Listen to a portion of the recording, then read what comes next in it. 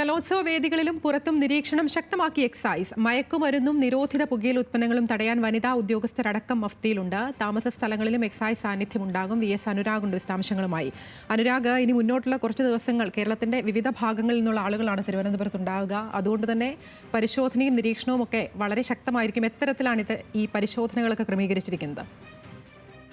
Athira, Christmas new year special ഡ്രൈവിൽ record ലഹരി കേസുകളും അറസ്റ്റുമാണ് എക്സൈസ് നടത്തിയത്. അതിൽ ചെറുതാണെങ്കിലും ഞെട്ടിക്കുന്ന കണക്കിൽ കൗമാരക്കാരുമുണ്ട്. സംസ്ഥാന സ്കൂൾ കലോത്സവം നടക്കുന്ന തിരുവനന്തപുരം ജില്ല മുഴുവൻ എക്സൈസ് ശക്തമായ എൻഫോഴ്സ്മെന്റ് ആണ് ഇപ്പോൾ നടത്തുന്നത്. വേദികളിലെ മുക്കും മൂലയിലും എക്സൈസിന്റെ സാന്നിധ്യമുണ്ട്.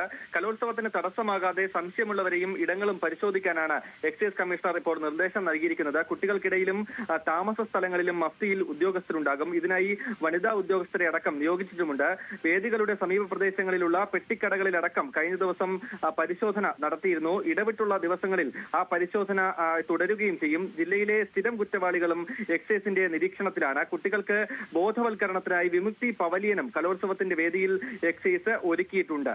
ആതിര. ശരി, അനുരാഗാണ് വിശദാംശങ്ങൾ നൽകിയത് തിരുവനന്തപുരത്ത് നിന്ന്.